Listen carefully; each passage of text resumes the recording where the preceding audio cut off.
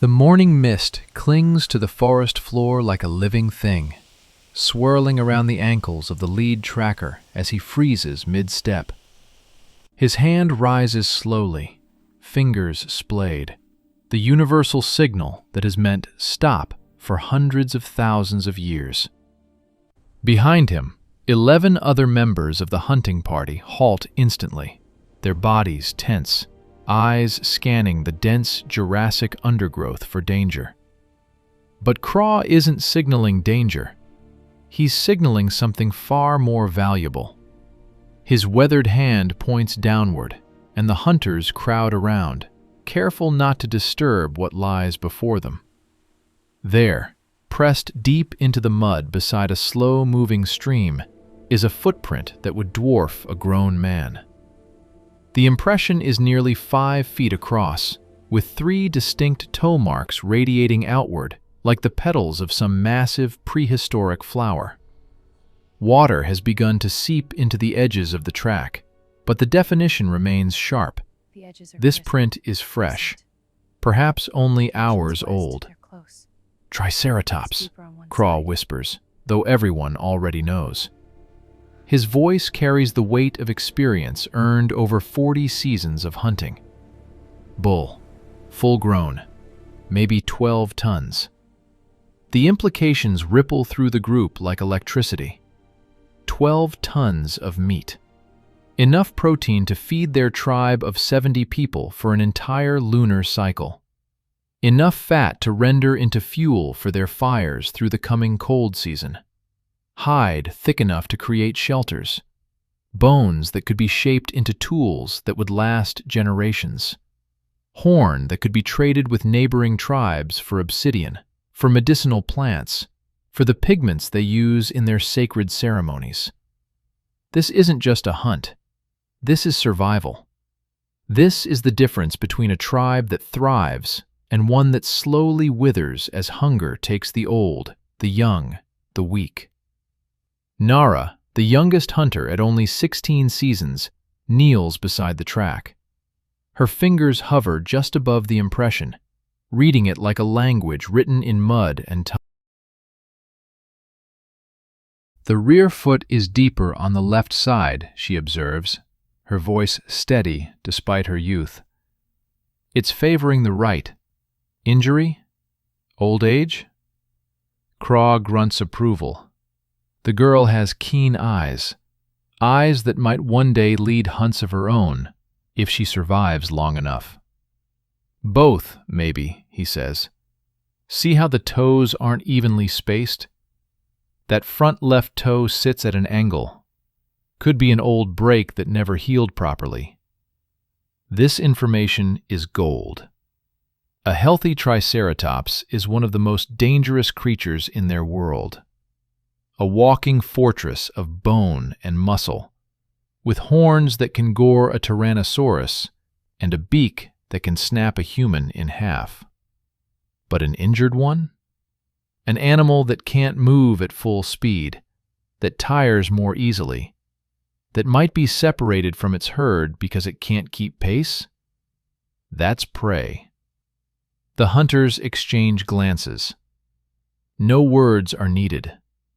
They've trained for this their entire lives, learning the art of persistence hunting from their parents, who learned it from their parents, stretching back through time immemorial.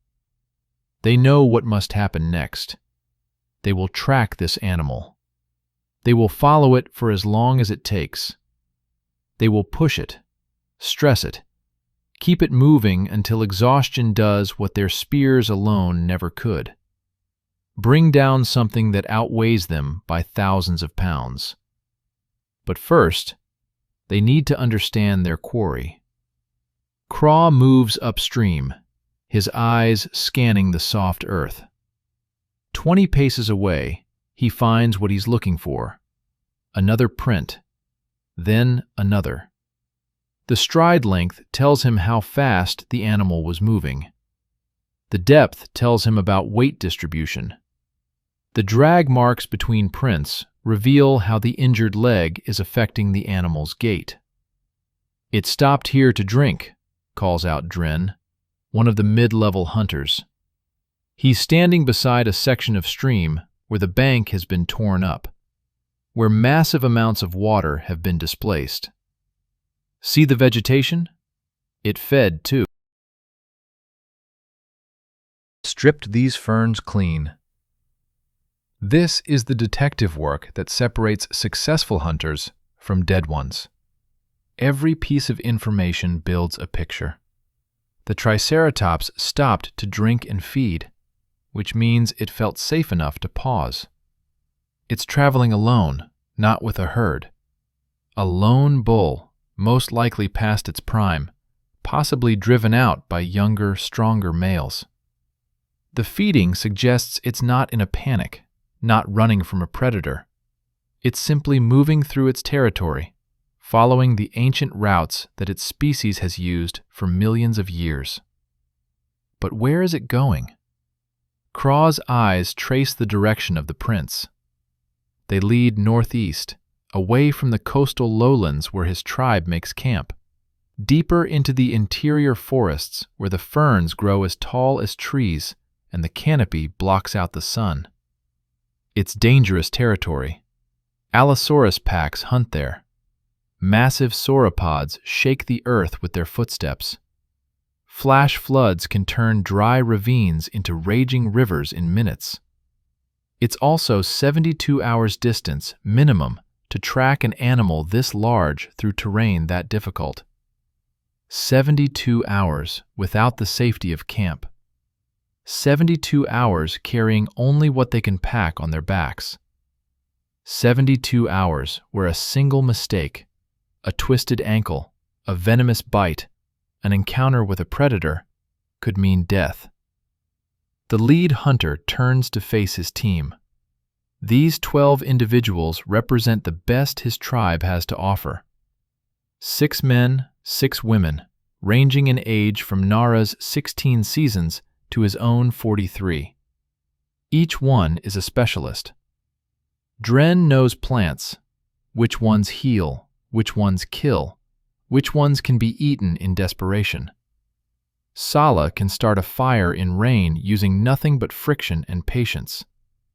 Court makes the finest spear points in 5 tribes, napping obsidian with such skill that his weapons can pierce thick hide. Mira reads weather patterns in the clouds and can smell rain coming from miles away. Together, they form something greater than the sum of their. A hunting machine honed by evolution and culture into one of the most effective predator groups ever to walk the earth. Not the fastest, not the strongest, but capable of something no other predator can match: the ability to plan, to communicate complex ideas, to adapt their tactics on the fly, and above all, to simply refuse to give up. "We vote," Craw says simply. In his tribe, democratic decisions aren't a philosophical ideal, they're survival strategy. A group is only as strong as its cohesion. If even one member harbors serious doubts, those doubts can fracture the unity that keeps them alive in crisis. 3 days minimum, he continues. Maybe more if tracking is difficult. We'll be out of support range. If someone gets seriously hurt, we'll have to build a shelter and leave people behind to guard them while others go for help. We'll be competing with other predators for this kill. If we bring it down, we'll have to defend the carcass. And there's no guarantee we succeed. We could track this animal for days and never catch up. We could catch up and fail to kill it. We could kill it and lose the meat to scavengers or spoilage before we can transport it back. He lets this sink in. Then, but if we succeed, we secure food for the entire tribe for a full lunar cycle.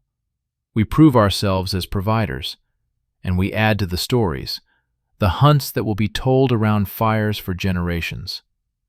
One by one, hands rise. First Court, the spearmaker, who has the most to gain. His weapons will either prove themselves or fail spectacularly. Then Mira, the weather reader. Then Dren and Sala. Then the others. Finally, young Nara lifts her hand, and though it trembles slightly, her eyes are bright with determination. It's unanimous. "We pack light," Craw orders. 3 days water, 2 days food. We'll supplement by foraging. Every person carries at least 2 spears, fire starting kit, cutting tools, medicine bundle.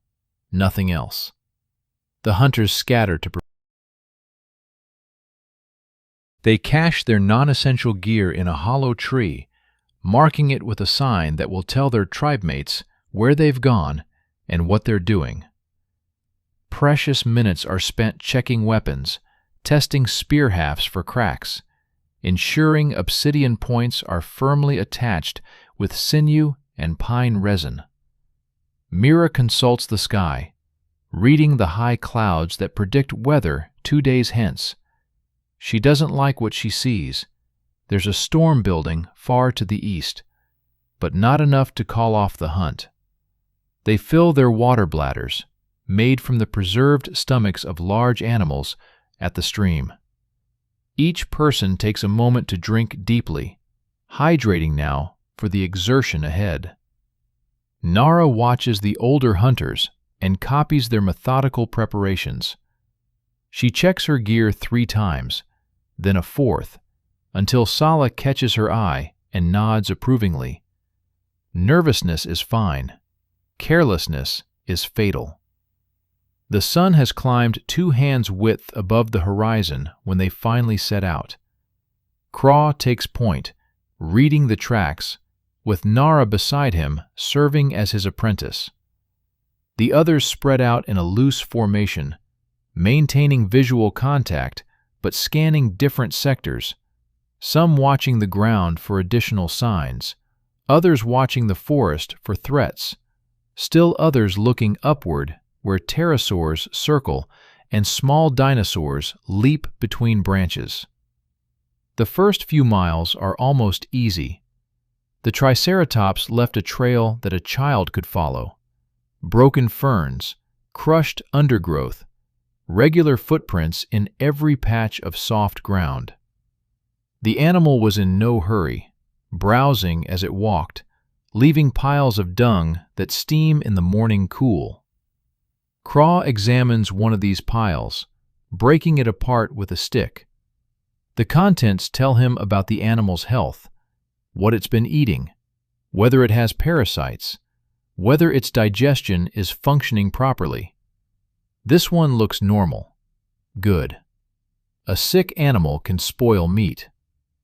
But as the terrain changes, so does the track. The ground becomes rockier, covered in a carpet of pine needles that holds no prints. Here, the hunters must rely on other signs. Bark scraped from trees where the Triceratops brushed past, using its bulk to scratch itches. Broken branches at precisely the height of a 12-ton animal's head. Disturbed leaf litter where massive feet compressed the forest floor, leaving telltale patterns even when they leave no distinct prints. This is where Craw's experience becomes invaluable. He moves with absolute confidence, reading a language that took him decades to learn fluently. Young Nara watches everything, committing it to memory. Someday, perhaps, she'll teach these skills to a youth of her own. By midday, they've covered roughly 8 miles. The pace is steady but not rushed. Persistence hunting is a marathon, not a sprint. The hunters rotate the lead position every hour, sharing the mental burden of tracking. It's exhausting work, requiring constant vigilance and interpretation. Fresh eyes catch things that tired ones miss. They stop briefly to eat. The meal is simple: dried meat from a previous hunt, a handful of nuts, water. No one complains about the meager fare. They knew what they were signing up for. Court uses the break to inspect everyone's spears, checking for any developing cracks or loosening points. He finds one on Drin's secondary spear, a hairline fracture in the shaft that could become catastrophic at the worst possible moment. Better to discover it now. He marks the weapon as unreliable, and Drin will need to be especially careful with his backup. While they rest, Sala scouts ahead for water sources. She returns with good news. There's a spring roughly 3 miles northeast, almost directly on the Triceratops's projected path. They can refill there, which extends their safe operating range. But she also brings troubling information. Allosaurus tracks, she reports quietly. Multiple animals. Pack of at least 4, maybe more. Adult or near adult. The tracks cross the Triceratops trail, heading the same direction we are. Silence falls over the group. This complicates everything. Allosaurus are the apex predators of their world. 30 feet long, 3 tons of muscle and teeth, hunting in coordinated packs that can bring down prey much larger than themselves. They're intelligent, strategic, and utterly lethal. If a pack is also tracking the Triceratops, then the hunters aren't just in a race against time and distance. They're in competition with creatures far better equipped for killing than they are. "How old are the tracks?" Crawl asks. "Fresh. This morning, maybe. They're moving faster than our quarry. They'll catch up first if they stay on the trail." The hunters exchange grim looks, but Court speaks what they're all thinking. "If the Allosaurus kill it, we can't claim the carcass. They'll defend it with their lives. But if we get there first..." He doesn't need to finish the thought. If they can bring down the Triceratops before the pack arrives, they can butcher what they need and retreat. It's risky. Working near a fresh kill with Allosaurus in the area is incredibly dangerous, but possible. And the alternative is walking away from days of tracking with nothing to show for it. "We pick up the pace," Crawl decides. "Not so fast we tire ourselves out, but fast enough that we're pushing hard. We find that Triceratops before nightfall if we can. Get eyes on it. Assess whether it's possible to make a move tonight or if we need to wait for tomorrow." The hunters nod. The game has changed. This is no longer just a persistence hunt. It's a race. They move out again, and the pace increases noticeably. Where before they walked, now they move at a ground-eating trot that humans are uniquely built for. No other primate can maintain this pace for hours. No other large predator can keep it up without overheating. This is humanity's superpower, not strength or speed, but the ability to just keep going, hour after hour, day after day, wearing down faster prey through sheer, stubborn endurance. The afternoon passes in a blur of motion and concentration. The trail leads them through increasingly dense forest, where massive tree ferns create a canopy that blocks most of the sunlight. The air is thick and humid, filled with the calls of creatures that have no names in any human language. Insects the size of small birds buzz past. A group of small theropods, turkey-sized and feathered, scatter at the hunter's approach, chirping their alarm calls. At one point, Mira spots something that makes her blood run cold. A fresh Tyrannosaurus track, its 3-toed impression nearly 4 feet long. But the track is heading perpendicular to their path, moving away. Still, Everyone grips their spears a little tighter for the next hour. As the sun begins its descent toward the western horizon, painting the forest in shades of amber and gold, Court suddenly raises his fist. The party freezes. He's spotted something ahead. Moving with exaggerated care, the hunters creep forward. Through a gap in the ferns, they catch their first glimpse of their quarry. The Triceratops is magnificent and terrifying in equal measure. Roughly 30 feet from nose to tail, standing 10 feet at the shoulder, it's a mountain of muscle covered in thick, pebbly hide that would turn aside all but the most perfectly aimed spear thrust. The 3 horns, 2 above the eyes, 1 on the nose, are each nearly 3 feet long, yellow-white bone tapering to points that could disembowel an Allosaurus with a single toss of that massive head. The creature is feeding in a clearing, using its beak to strip vegetation with mechanical efficiency. Every few seconds, it lifts its head, chewing steadily, scanning the forest with eyes that evolution has placed to give it nearly 360 degrees. The frill, that enormous shield of bone extending back from its skull, isn't just for display. It's armor protecting the vulnerable neck, making it almost impossible to strike a killing blow from behind. And Nara was right. The animal is definitely favoring its right side. The left front leg shows a pronounced limp. When it shifts weight, there's a visible hesitation, a moment where it tests the leg before committing. Craw watches for long minutes, his experienced eye assessing the situation. The Triceratops is tired. Its sides heave more than they should after the relatively easy browsing it's been doing. The injured leg is taking its toll. With a few more hours of pursuit, with continued pressure, this animal could be pushed to exhaustion. But there's a problem.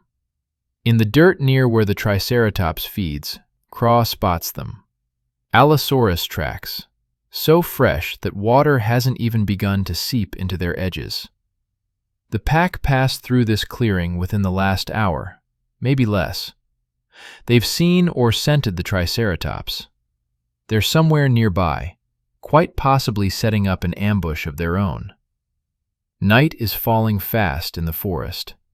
In less than an hour, visibility will be nearly zero under the dense canopy. The hunters have 3 choices.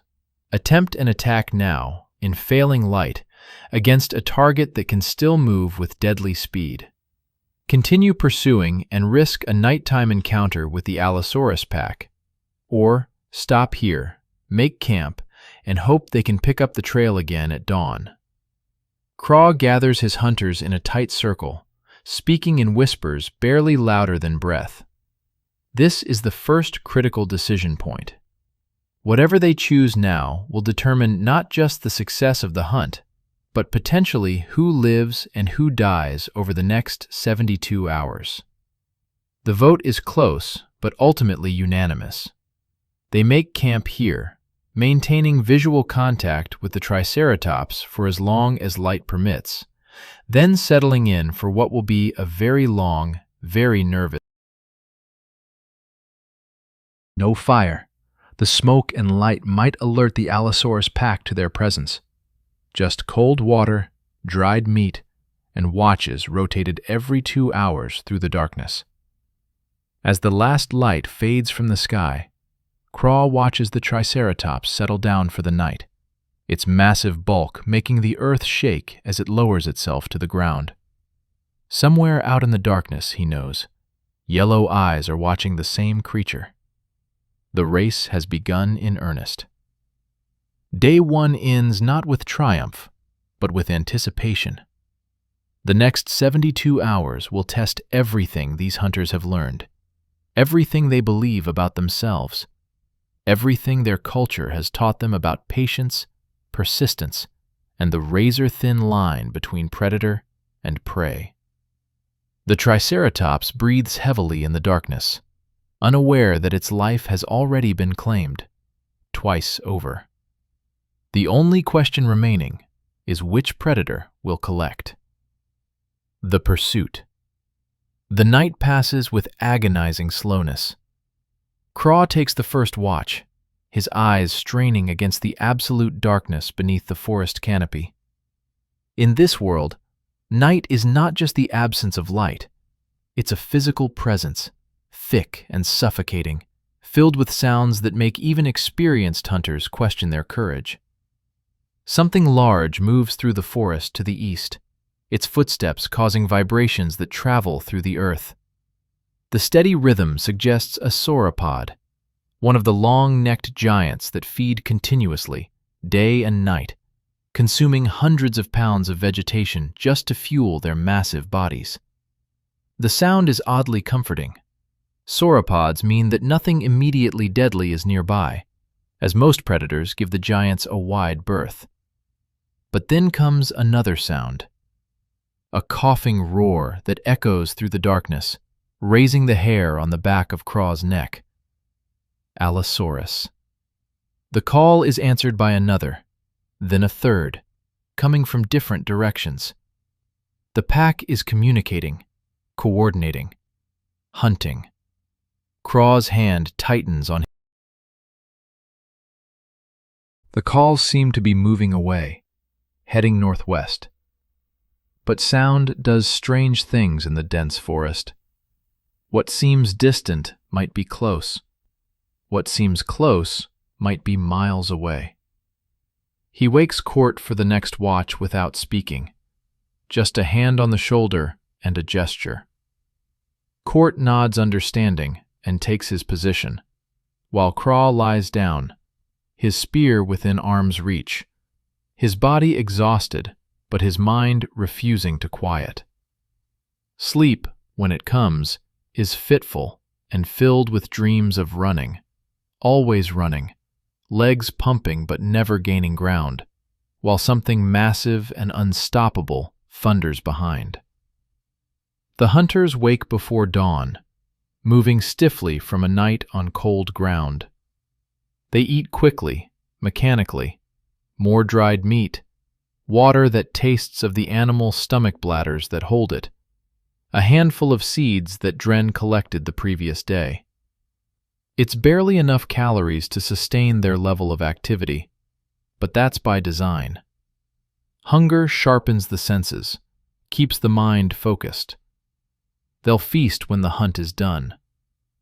As gray light begins to filter through the canopy, Sala creeps forward to check on their quarry. She returns with disturbing news written on her face. "It's gone," she reports quietly. "Moved out, maybe 2 hours before dawn. And there's more. The Allosaurus pack found it during the night. There are tracks everywhere around where it bedded down. I count at least 6 distinct individuals, maybe 7. They circled it, probably testing its defenses, but didn't attack." Craw processes this information rapidly. The pack assessed the Triceratops and decided the risk wasn't worth it. Yet. A healthy adult Triceratops can kill even a full-grown Allosaurus with a single, well-placed horn thrust. 3 tons of predator is impressive, but 12 tons of defensive herbivore with weapons on its face is something else entirely. The pack is doing exactly what the hunters are doing, waiting for exhaustion or injury to make their prey vulnerable. "Which direction did it go?" Craw. "Northeast, same as yesterday. It's moving faster now, though. The Allosaurus presence spooked it. The stride length increased significantly." This is bad news. The whole strategy of persistence hunting depends on keeping prey moving at a pace that gradually exhausts it. If the Triceratops has been frightened into faster movement, it's burning energy more quickly, yes, but it's also covering ground that the hunters will have to match. And humans, for all their endurance, can't sprint for miles without paying a severe price. "We need to get ahead of it," Court suggests. "If we can predict where it's going, We can set up an ambush instead of chasing." It's a good thought, but Craw shakes his head. "We don't know this territory well enough. If we guess wrong, we lose the trail entirely. Better to stay behind and keep pressure on. The animal is already stressed. See how much dung it left during the night?" He gestures to several large piles. "That's fear response. It's not digesting properly. The Allosaurus encounter rattled it badly." They pack up their minimal camp and set out. The trail is immediately obvious. The Triceratops was indeed moving much faster, and the Allosaurus tracks follow like a sinister escort. The pack is maintaining distance now, probably pacing the herbivore from parallel courses, not pushing it directly, but keeping it aware of their presence. Classic pack behavior. Wear down the prey psychologically as well as physically. The hunters fall into their ground-eating trot. The morning is already warm, promising another day of oppressive heat. Sweat soaks through their simple hide garments within the first mile. Nara feels it first. The youngest hunter, she has the least body fat reserves and the highest surface area to volume ratio. She'll dehydrate faster than the others if she's not careful. Mira notices her breathing pattern changing and wordlessly hands her water bladder. Nara drinks, nods gratitude, and they continue. By mid-morning, they've covered nearly 6 miles. The pace is punishing, faster than yesterday, and they're all feeling it.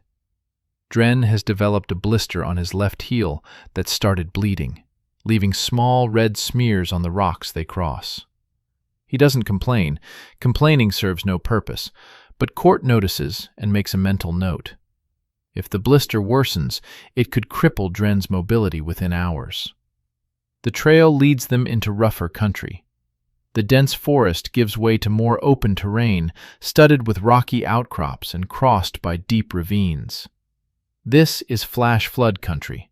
Mira reads it in the smoothed rocks and the debris caught in high branches. When it rains here, water comes down from the mountains like a wall, transforming dry gullies into raging torrents in minutes. And her weather sense is screaming warnings. The storm she spotted yesterday is closer now, much closer. She can feel it in the pressure, see it in the high cirrus clouds being torn apart by winds aloft. Maybe 6 hours until it hits, maybe 12. Not today, she thinks, but tonight or tomorrow morning for certain. They need to kill this animal before that storm arrives. Once the rains start, tracking will become nearly impossible. Water will wash away scent trails, fill in footprints, erase all the subtle signs they depend on.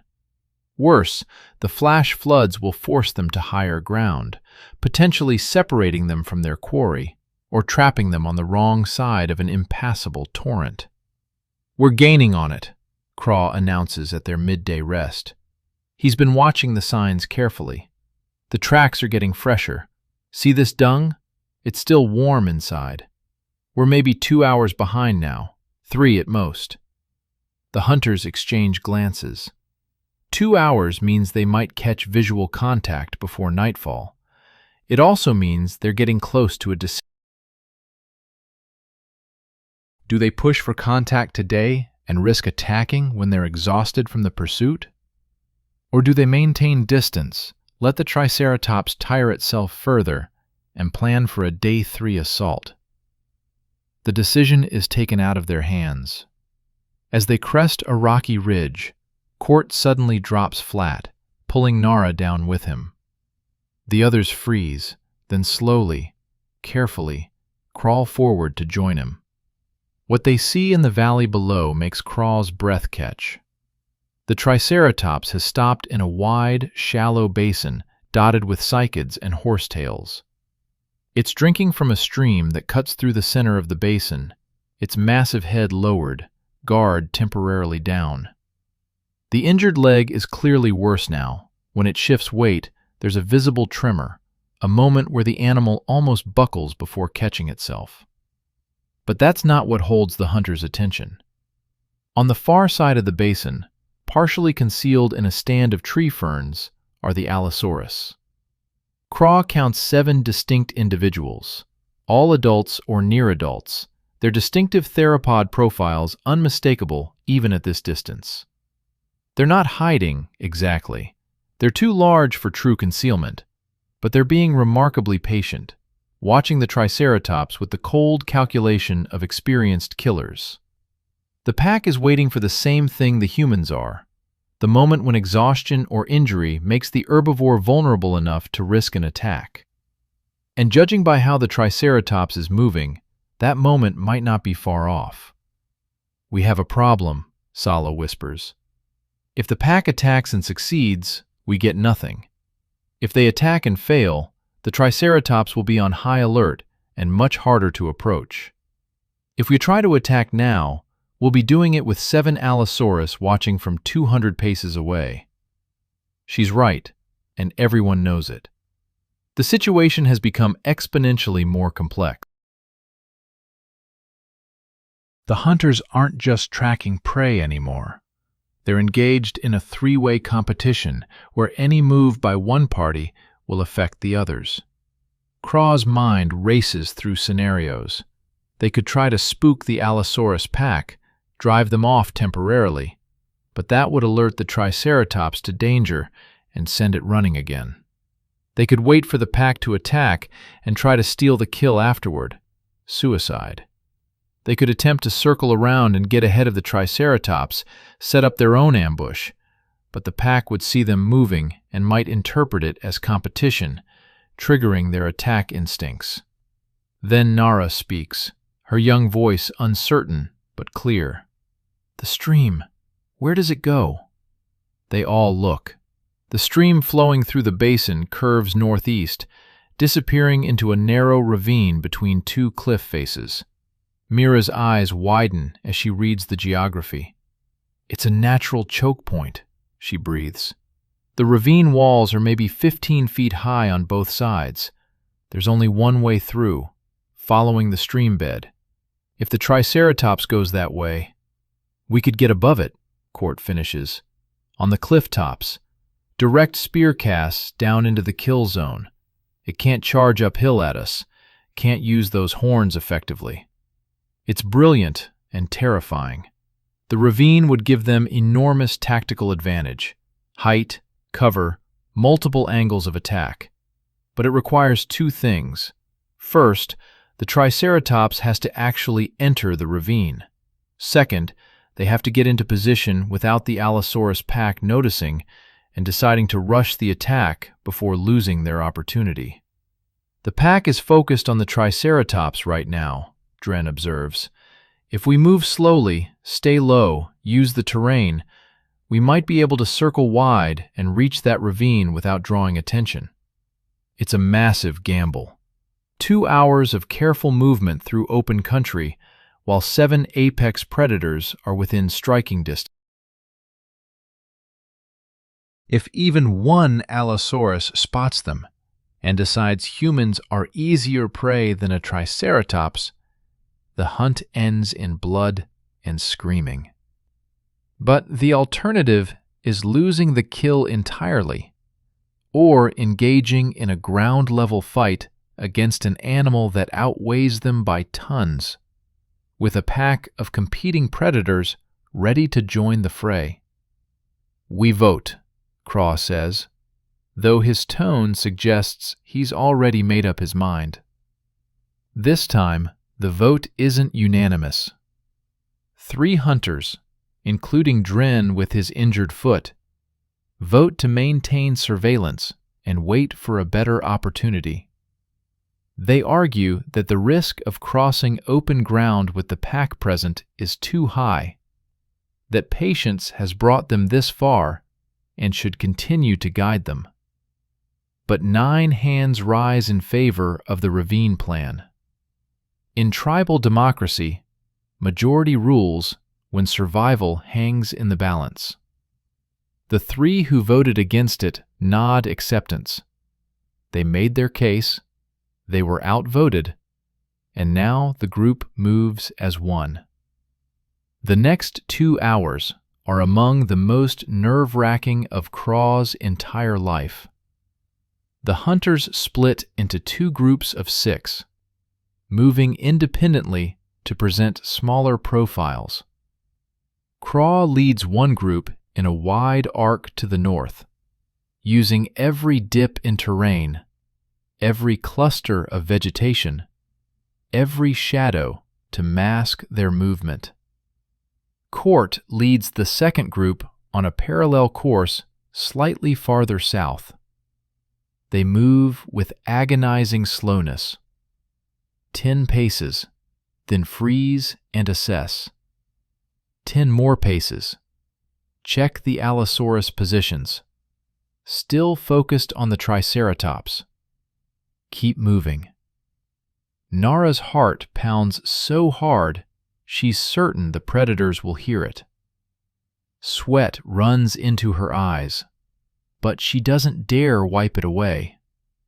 Any sudden movement might catch a predator's peripheral vision. The Triceratops continues drinking, then begins to feed, seemingly unaware that its fate is being decided by multiple parties. Its sides heave with each breath. The animal is clearly exhausted. The limp has worsened to the point where it's barely putting weight on the injured leg at all. Halfway through their circuit, disaster nearly strikes. One of the Allosaurus, a scarred male with a badly healed injury on its left flank, turns suddenly and seems to stare directly at Court's group. They freeze, pressed flat against the ground, barely breathing. The predator's head tilts, its eyes scanning. Did it see movement? Scent them on the wind? Seconds crawl past like hours. The Allosaurus takes one step toward them, then another. Court's hand slowly, microscopically, adjusts his grip on his spear. If it charges, he'll have perhaps 2 seconds to set the spear butt against the ground and hope the creature impales itself. It's the only chance a human has in a direct confrontation. Then, one of the other pack members makes a low vocalization, and the scarred male turns back to watching the Triceratops. Court releases a breath he didn't know he was holding. They reach the ravine without further incident, but the exertion and stress have taken their toll. Everyone is shaking slightly from adrenaline. Dren's foot is bleeding badly now. He leaves red smears on the rocks as they climb to the high ground overlooking the streambed. Mira's face is pale. Her weather sense has been going haywire, and she finally identifies why. The storm isn't 6 hours away anymore. It's maybe 3, possibly less. The wind has shifted, picking up speed. The temperature is dropping despite the afternoon heat. They need to make this happen fast. From their vantage point atop the ravine walls, they have a commanding view. The stream bed below is roughly 20 feet wide, lined with smooth stones and patches of sand. The walls rise 15 feet on either side, not sheer cliffs, but steep enough that a 12-ton animal isn't climbing out once it's in.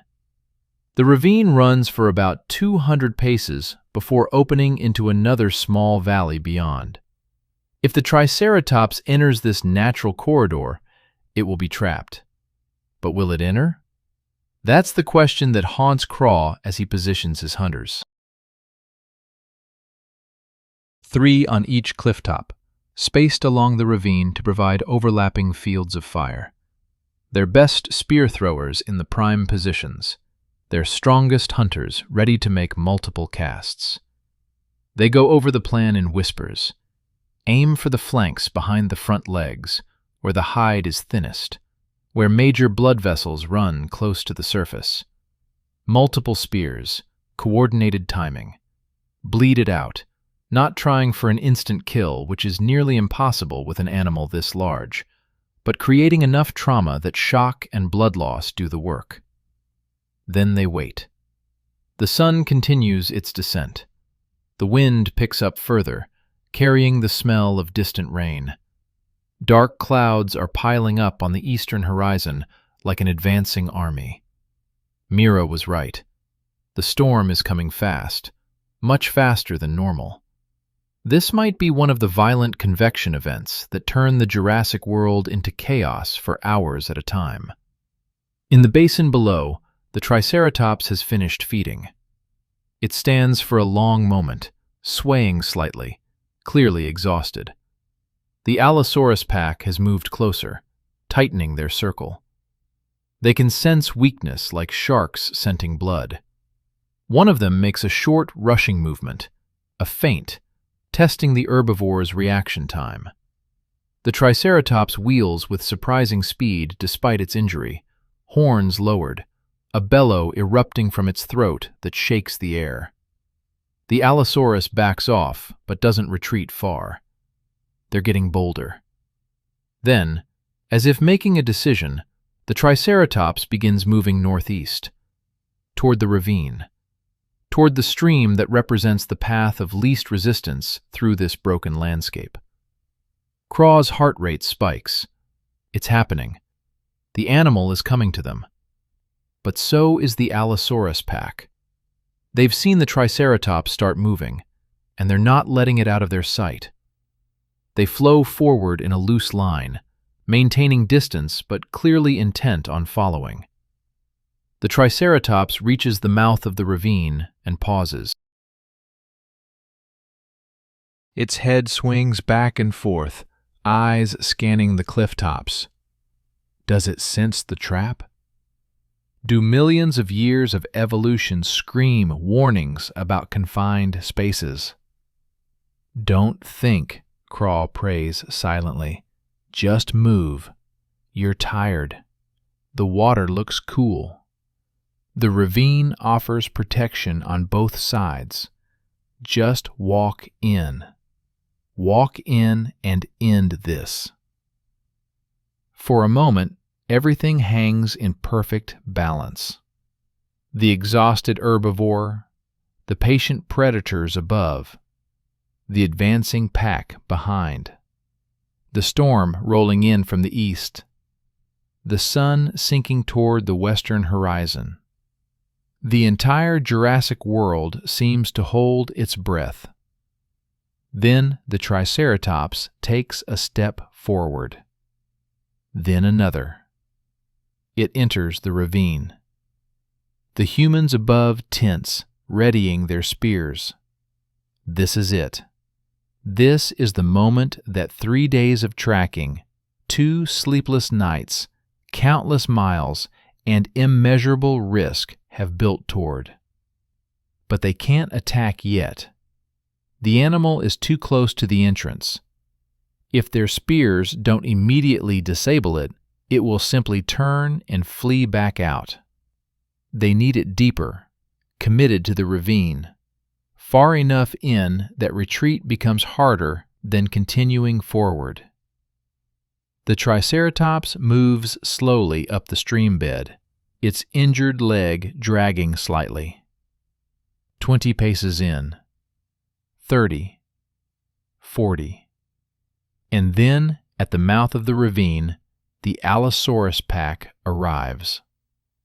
The lead predator, a massive female, nearly 31 feet long, stops at the entrance.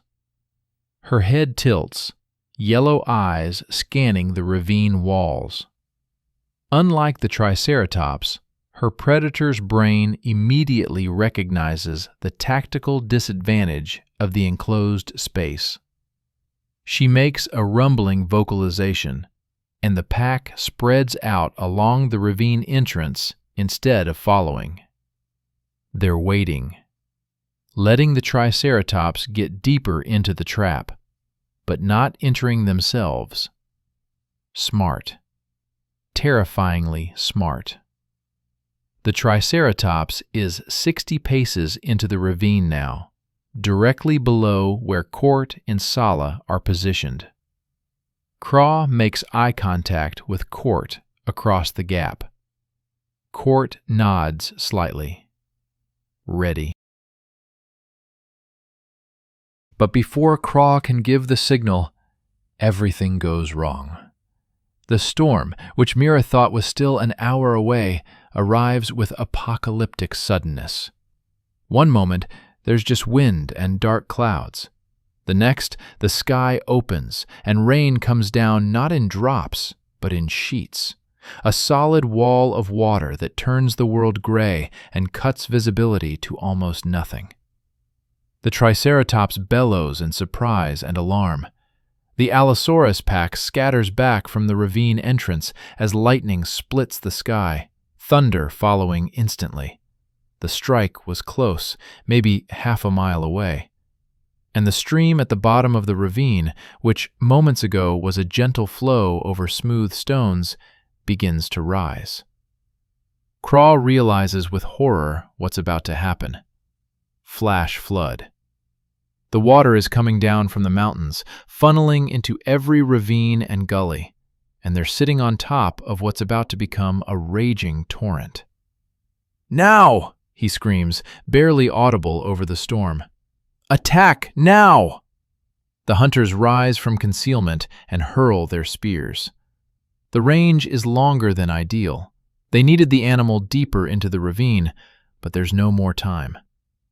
Through the rain, Craw sees at least 4 spears strike home, driving into the Triceratops's flanks and haunches. The animal screams, a sound that cuts through even the thunder, and wheels to face its attackers. But which attackers? The spears came from above, but the Allosaurus pack is at the ravine entrance. The injured, pain-crazed herbivore makes a split-second decision and charges. Not back toward the pack, but forward, deeper into the ravine, trying to escape both threats at once. More spears fly as it passes beneath the hunter's positions. Quart's cast is perfect, driving deep into the sweet spot behind the front leg. Blood streams down the animal's side, black in the gray stormlight. But it's not enough. The Triceratops is running on pure adrenaline and terror now, crashing through the stream that's rapidly becoming a... And then the flood arrives in force. Craw sees it coming. A wall of brown water 6 feet high, carrying trees and boulders and debris, moving at the speed of a running human. It hits the ravine like a hammer, and the Triceratops disappears in a maelstrom of churning foam. "Move!" Craw screams. "Get to high ground!" The hunters scramble back from the ravine edge as water explodes upward, spray reaching even their elevated positions. The ravine, which moments ago was a tactical advantage, has become a death trap. If any of them had been on the ravine floor when the flood hit, they'd be dead, tumbled and broken against rocks, drowned in seconds. Through gaps in the rain, Craw catches glimpses of the Triceratops.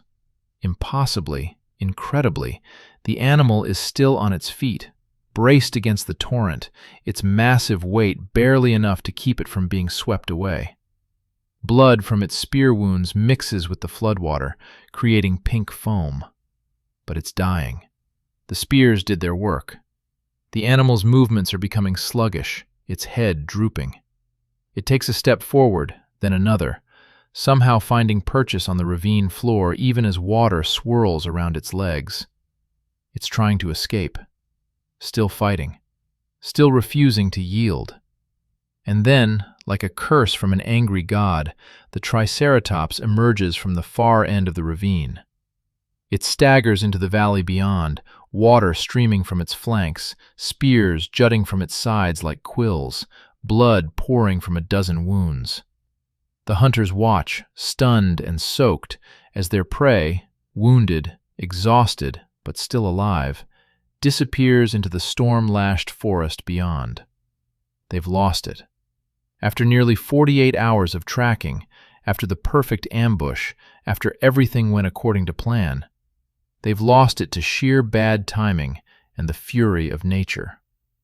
The storm rages for another hour, making pursuit impossible.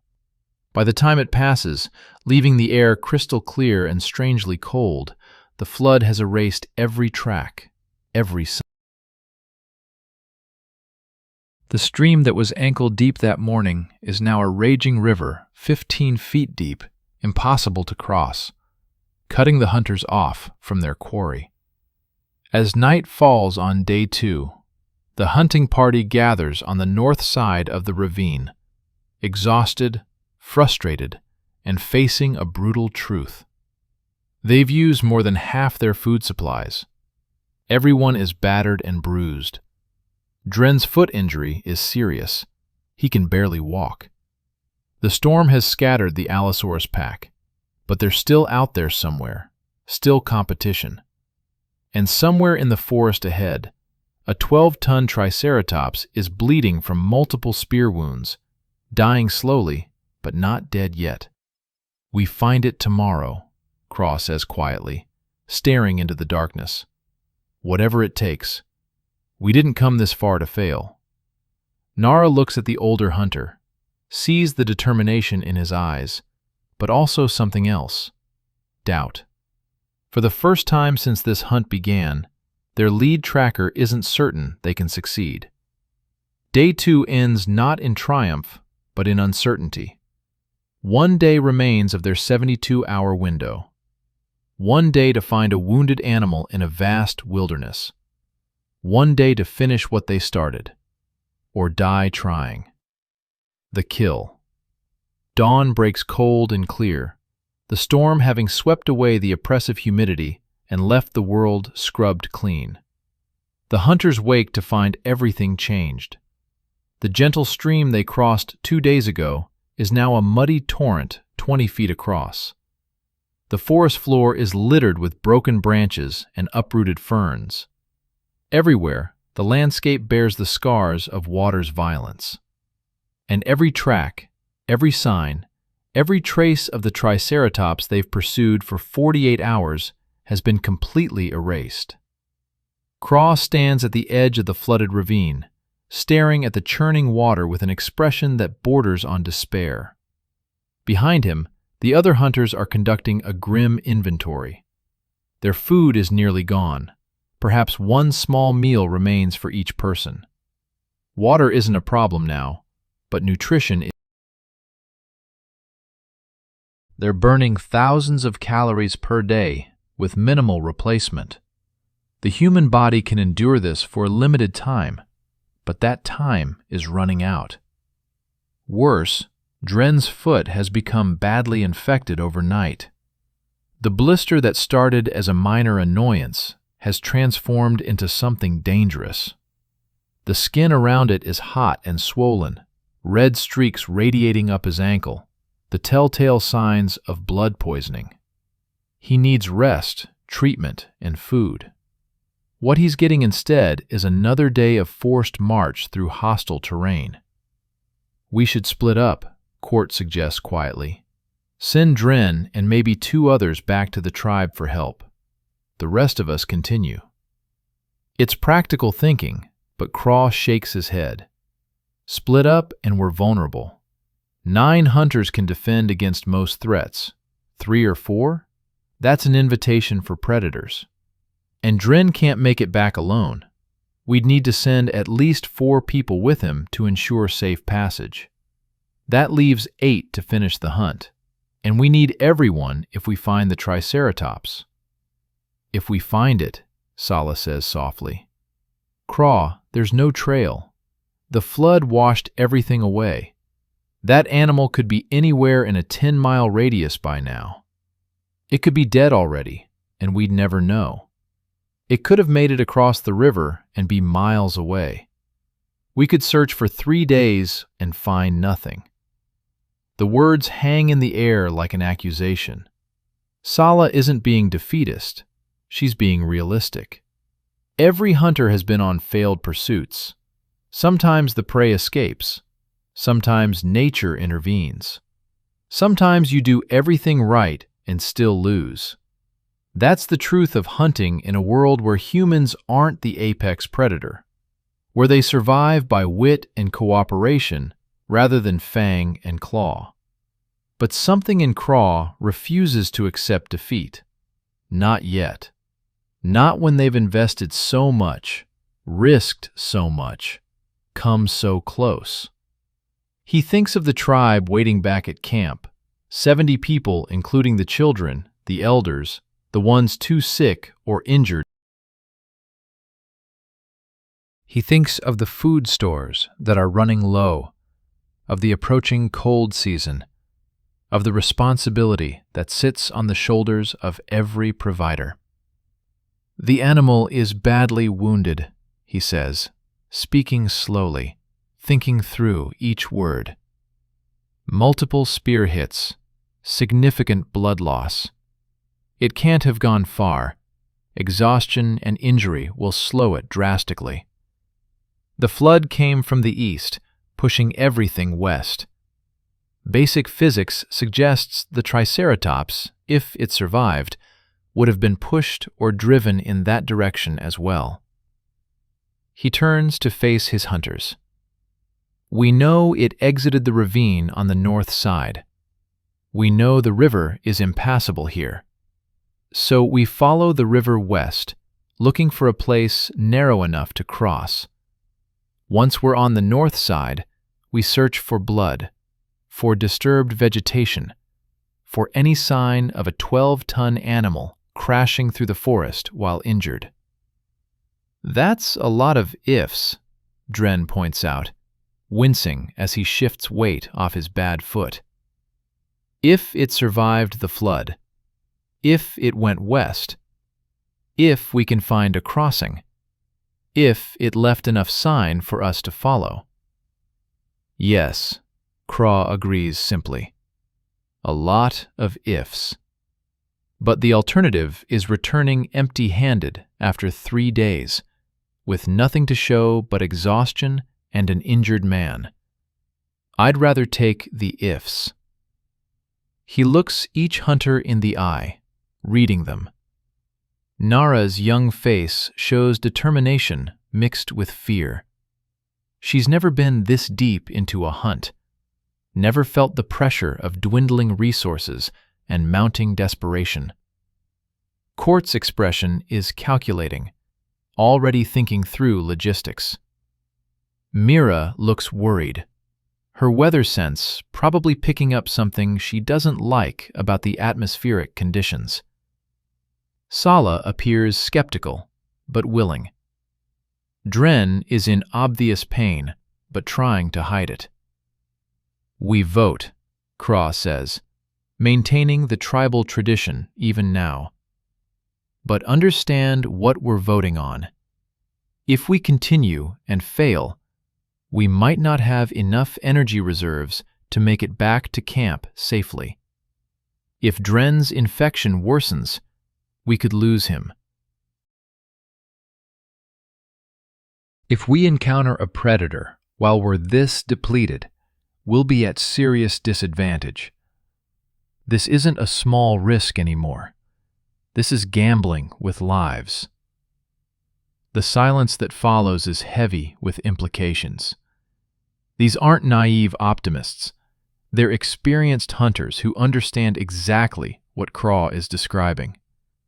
They've all seen people die in the wilderness. Injury, infection, predation, dehydration, sheer exhaustion. There are 1,000 ways the Jurassic world can kill you. But they've also felt the shame of returning from a hunt with nothing. They know what it means to look into the eyes of hungry children and say, "We failed." They understand that sometimes you have to risk everything because the alternative, slow starvation, declining tribal strength, vulnerability to better provisioned neighbors, is just death by degrees instead of all at once. One by one, hands rise. Even Dren, despite his injury, votes to continue. The decision is unanimous.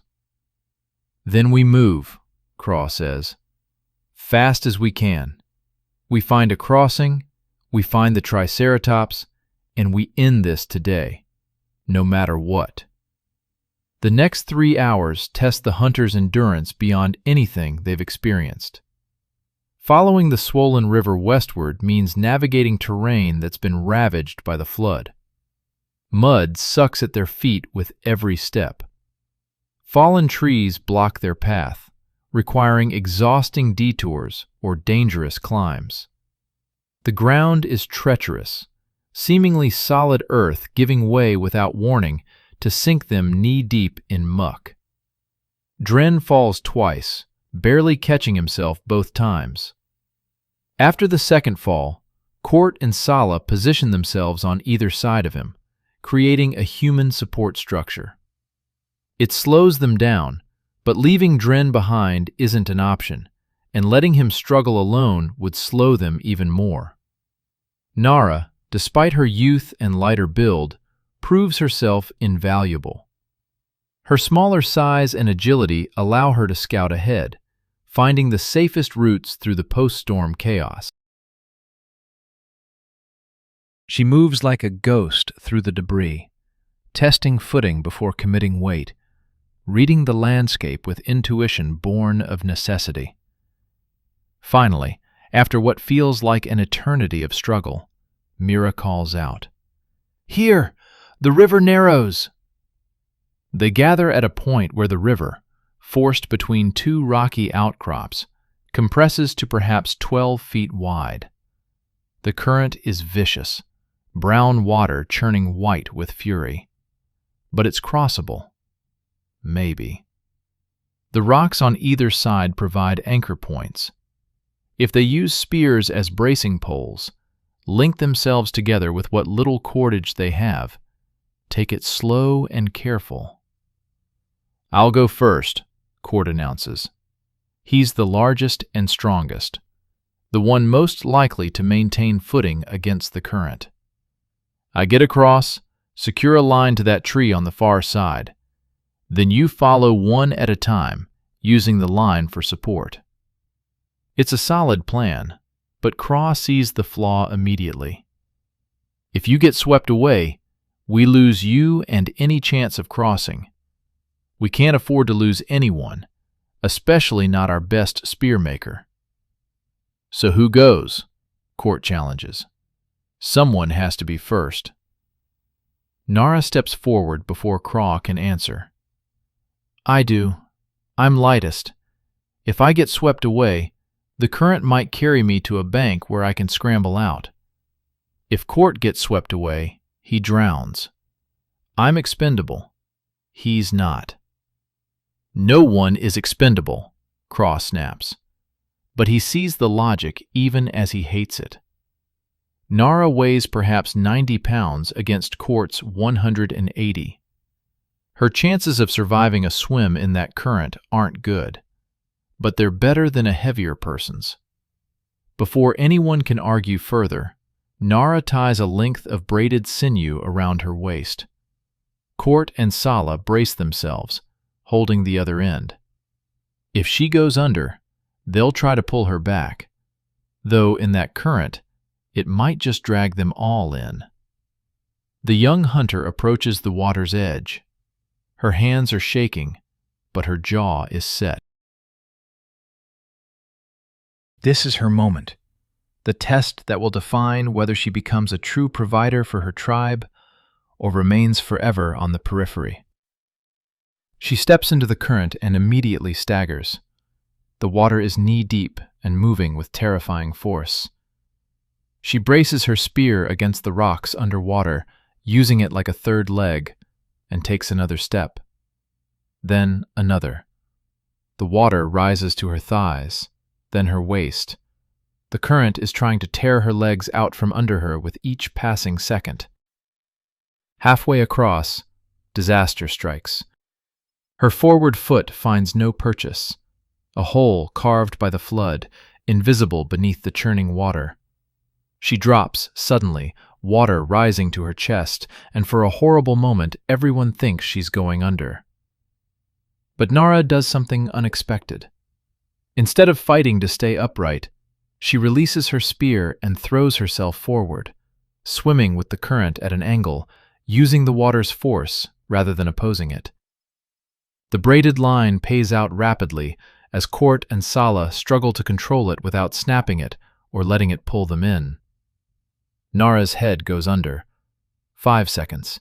10, 15. Then she explodes from the water, 10 paces downstream on the far bank, coughing and gasping, but alive, clinging to an exposed root system. She pulls herself up, shaking like a leaf, and manages to wave. She's across. It takes her another 5 minutes to secure the line to a sturdy tree. Once it's anchored on both sides, the crossing becomes merely dangerous instead of suicidal. One by one, the hunters make their way across, using the line for support, moving sideways against the current. Court goes last, his massive strength ensuring that if anyone loses their grip, he can pull them back. By the time all 12 hunters stand on the north bank, they're soaked, exhausted, and shivering despite the warmth of the day. But they're across. Now comes the desperate part, finding any trace of their quarry in a landscape wiped clean by water and chaos. "Spread out," Craw orders. 50-pace intervals. Look for blood, broken branches, disturbed ground, anything that suggests a large animal passed through. Work slowly. We can't afford to miss a sign. They form a line and begin moving northwest, each hunter scanning their sector with desperate intensity. Minutes pass, then an hour. The sun climbs higher, beginning its afternoon descent. They find nothing. No blood, no tracks. No indication that a 12-ton dinosaur ever existed, let alone passed through this area recently. Doubt begins to creep into even Craw's mind. Have they bet everything on the wrong assumption? Is the Triceratops dead somewhere downstream, its body already being torn apart by scavengers? Or did it somehow survive, cross the river elsewhere, vanish into the vastness of the Jurassic wilderness? Then Mira's voice cuts through the silence. "Blood!" The hunters converge on her position. There, on the broad leaf of a tree fern nearly 6 feet off the ground, is a dark smear. Red-brown, beginning to oxidize to black, but unmistakably blood. Fresh enough that the storm didn't wash it away, which means it was deposited after the rain stopped, within the last 12 to 18 hours. The Triceratops brushed past here, Sala says, examining the surrounding vegetation. See how these ferns are bent? Something large pushed through, and recently. The stems haven't straightened yet. New energy floods through the hunting party. They have a trail again. Thin, difficult to follow, but real. The blood sign appears intermittently as they push forward. A drop on moss here, a smear on bark there. The animal is definitely still bleeding, which means the spear wounds haven't clotted properly. Good for tracking, bad for the Triceratops's long-term survival. Of course, long-term survival isn't what the herbivore needs to worry about anymore. The trail leads them into a dense grove of primitive conifers, where visibility drops to less than 20 paces. The hunters move with extreme caution.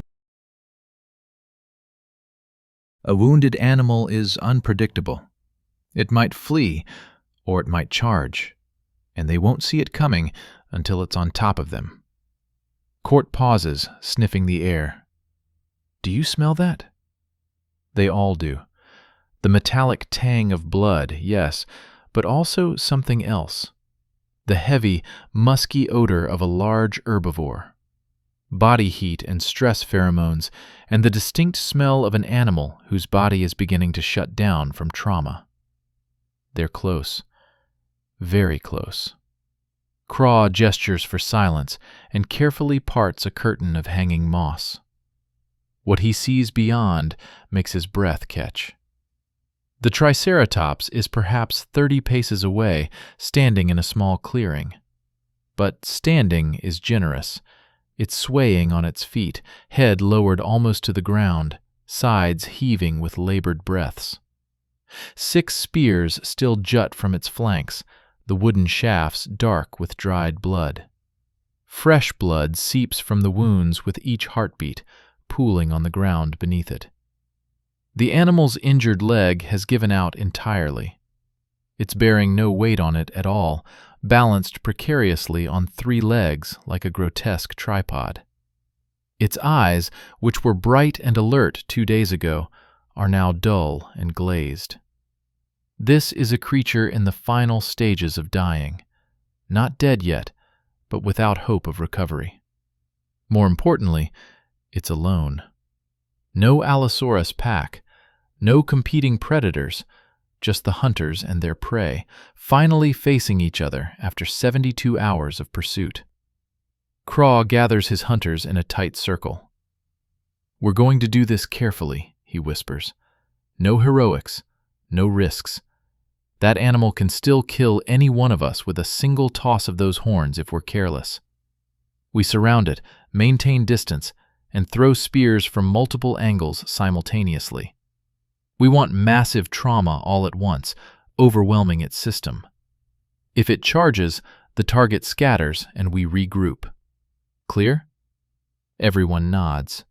This is what they've trained for. This is the moment that justifies 3 days of hard. The hunters spread out, moving with agonizing slowness, placing themselves at even intervals around the clearing. The Triceratops's head lifts slightly as it senses movement, but it doesn't have the energy to react properly. It's so far past exhaustion that its threat assessment system is barely functioning. Craw makes eye contact with each hunter, waiting until everyone is in position. Court has his best spear, the one with the obsidian point he worked on for 6 days until it was perfect. Sala has 2 spears, one in hand and one within quick reach. Even Dren, despite his infected foot, has positioned himself where he can make a cast without needing to move much. The lead hunter raises his hand, holds it up. The Triceratops's eye rolls toward him. Does it understand what's about to happen? Does it feel fear? Or is it so deep in shock that even fear has abandoned it? Craw's hand drops. 12 spears fly through the air in near-perfect synchronization. The thrum of thrown weapons mingles with the hunter's involuntary grunts of effort. For a moment suspended outside of time, the spears arc through dappled sunlight, their stone points glinting, their trajectories converging on the massive target from all directions. The impacts sound like drums. Multiple spears strike home. Behind the front legs, in the soft tissue of the flanks, one lucky cast finding the gap where the frill meets the neck. The Triceratops bellows, a sound of pain and rage and defiance that shakes leaves from trees. It tries to charge, its instincts overriding its body's collapse. It manages 3 steps toward Nara before the injured leg gives out completely. The animal crashes to the ground with earth-shaking force, dust and debris exploding outward. But impossibly, incredibly, it begins to rise again, powerful muscles straining, refusing to accept defeat. "Again!" Craw shouts. The hunters who kept their second spears in reserve, Court, Sala, Mira, Dren, cast again. 4 more impacts. One spear penetrates deep into the chest cavity. Another drives in just behind the skull plate. The Triceratops shudders, takes one more breath, then another, weaker. Its legs fold beneath it in stages, first the back legs, then the fronts, lowering the massive body to the earth as gently as a sunrise. Blood pools beneath it, steaming in the afternoon air. The hunters wait, weapons ready, watching for any sign of renewed aggression. Minutes pass. The animal's breathing becomes irregular. A gasp, then silence. Then another gasp. Its eyes flutter. The massive head lowers until the beak rests on the ground. One final, shuddering breath, then stillness. For a long moment, no one moves, no one speaks. They've killed animals before, of course, countless times. But this is different. This was 3 days of pursuit, of competition with other predators, of risking everything on a gamble that could have failed in 1,000 different ways. This was the crystallization of every skill their culture has developed over hundreds of generations of persistence hunting. This was humanity at its most fundamental. Not the strongest or the fastest, but the most stubbornly persistent. The species that simply refuses to quit. Craw approaches the carcass slowly, spear still ready. He reaches out and touches the massive frill, feeling the texture of bone that took millions of years of evolution to develop, now stilled forever. He thinks of the Triceratops' 3-day flight, its desperate attempts to escape, its final moments of defiance. He feels something complex, not guilt exactly, because hunger is real and survival is not optional, but perhaps a recognition of kinship. Predator and prey are not opposites. They're partners in the eternal dance of life and death that sustains all ecosystems. "Thank you," he whispers to the dead animal. It's a ritual older than language, acknowledging the gift of life that comes at the cost of another life. "Your meat will feed our children. Your bones will become our tools. Your death gives us life. We will remember this hunt." Then the practical work begins. Court approaches with his cutting tools, obsidian flakes sharper than any metal, capable of slicing through hide that would turn aside bronze. "We need to butcher fast," he says. "The smell of blood will travel for miles. Every predator in range will be coming to investigate."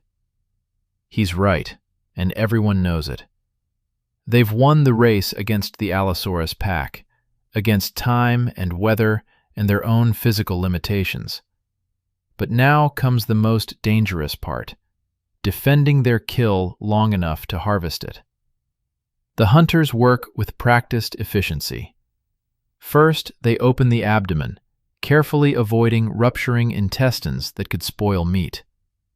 The organs come out, some edible, some not, but all given respect as they're set aside. The liver is especially prized. Rich in nutrients, it can provide crucial vitamins that prevent wasting diseases. Next comes the real meat. Court and Sala work together, cutting deep into the massive hind legs, separating muscle groups, following fascial planes that make the work easier. Each cut is deliberate, tested over generations of trial and error. Waste nothing. Take the best first. Keep watching the forest. Dren, despite his injury, works on processing hide. The thick skin, once properly cured, will provide shelter material that can last for years. He cuts large sections, rolls them carefully, and ties them with sinew for transport. Nara and 2 others are assigned perimeter watch.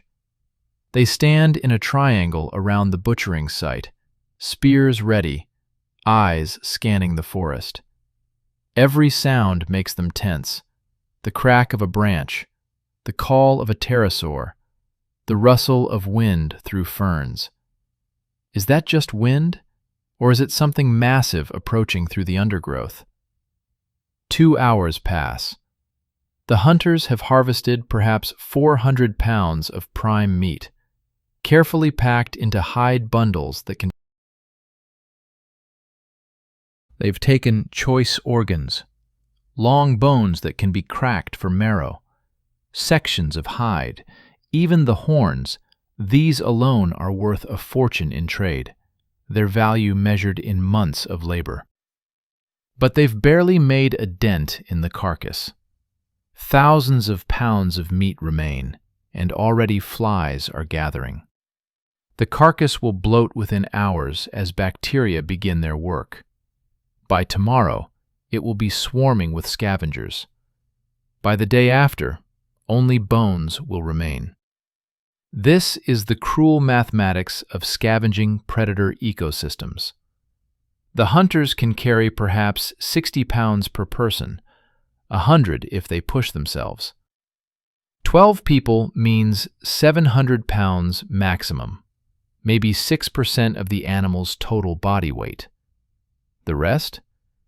The rest belongs to the forest, to the scavengers, to the endless cycle of decay and renewal. "We need to move," Mira says urgently.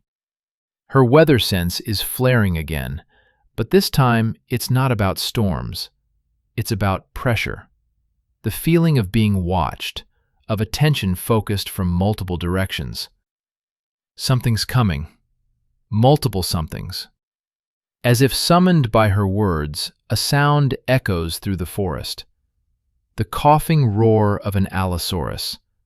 Then another, answering from a different direction. Then a third. The pack has found them. "Load up," Craw orders. Everyone takes maximum carry weight. We move fast but controlled. If they attack, we drop the meat, form defensive circle, drive them off, then recover what we can. If they press hard, we abandon the meat and run.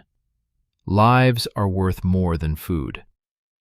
The hunters rapidly distribute the bundles, strapping them to their backs with improvised harnesses. 60 pounds is a crushing load after 3 days of minimal food and maximum exertion, but every person hoists their burden without complaint. This is what they came for. They're perhaps 50 paces from the carcass when the first Allosaurus appears. It's the scarred male from before, the one that almost spotted them during their approach to the ravine. It steps into view at the edge of the clearing, its enormous head swinging toward the carcass, then toward the retreating humans. For a moment, predator and prey turned predator lock eyes. The Allosaurus could charge. At this range, it would be on them in seconds. The hunters could try to fight. 12 humans with spears against a 3-ton carnivore? The odds wouldn't be good. But the dinosaur's attention shifts back to the carcass. Free meat, already dead. No risk of injury from horns or defensive strikes. The choice is obvious. The Allosaurus moves toward the Triceratops' body, calling to its packmates. Within seconds, 3 more individuals appear, and the feeding frenzy begins. The hunters don't wait to watch. They move as quickly as their loads allow, putting distance between themselves and the kill site. Behind them, the sounds of tearing meat and cracking bone echo through the forest. The Allosaurus pack claiming what remains of the prize. But it doesn't matter. The humans have what they need. They've won. The journey back to tribal lands takes the rest of that day and most of the next. Under normal circumstances, the distance would take perhaps 18 hours of steady travel. But loaded with 60 pounds each, with Drin's foot growing worse by the hour, with everyone running on fumes of energy, it stretches to nearly 30 hours of nightmare endurance. They take turns helping Drin, who can barely walk now. His fever has spiked, and red streaks have climbed past his knee. If they don't get him to the tribal healers soon, they'll lose him to blood poisoning. Court and Sala essentially carry him the last 10 miles, one on each side, their own loads redistributed to the others. They eat raw meat as they travel, strips of Triceratops liver and heart muscle, providing desperately needed calories. It's not ideal. Cooking would be safer, more digestible, but they don't have time to stop and make. The meat is fresh enough that the risk of parasites is acceptable compared to the risk of complete physical collapse. Night falls, and they continue walking, navigating by starlight and memory. The Milky Way spreads overhead, a river of light that has guided hunters since the first human looked up and wondered. Nara, at the back of the column, watches those stars and thinks about the last 72 hours. 3 days ago, she was an apprentice hunter, untested, uncertain of her place. Now she's helped bring down one of the largest land animals that has ever lived. She's crossed a raging river, tracked an animal for nearly 50 miles, thrown spears in the final kill. She's earned her place among the providers. Dawn of the 5th day finds them within sight of tribal lands. The hunters are almost unrecognizable, caked in mud and blood, hollow-eyed with exhaustion, moving with the mechanical persistence of those who have pushed far past normal human limits. But they're carrying bundles of meat and hide, and that's all that matters. The first tribal member to spot them is a child on foraging duty. She freezes, staring at the apparitions emerging from the forest, then lets out a piercing whistle, the signal that hunters are returning. Within minutes, the entire tribe is gathering at the camp entrance. Craw sees the faces of his people, the elders who have lived through countless hunts, the younger hunters who stayed behind to guard the camp, the children who depend on the providers for survival. He sees hope and relief and pride mixing in their expressions. The hunting party staggers the last few hundred paces and drops their burdens at the central fire pit. 12 bundles, carefully wrapped, containing the concentrated wealth of 3 days' desperate labor. 700 pounds of protein, fat, organs, hide, and bone. Enough food to sustain 70 people for more than a lunar cycle. Enough resources to see them through the approaching cold season. The tribe's lead healer rushes to Dren, sees his leg, and immediately begins shouting orders. Within minutes, Dren is lying by a fire, his leg being lanced and drained, poultices applied, herbal medicines forced down his throat. His chances aren't certain. Blood poisoning can kill even with treatment, but at least he has a chance now. Craw sits down heavily by the fire pit.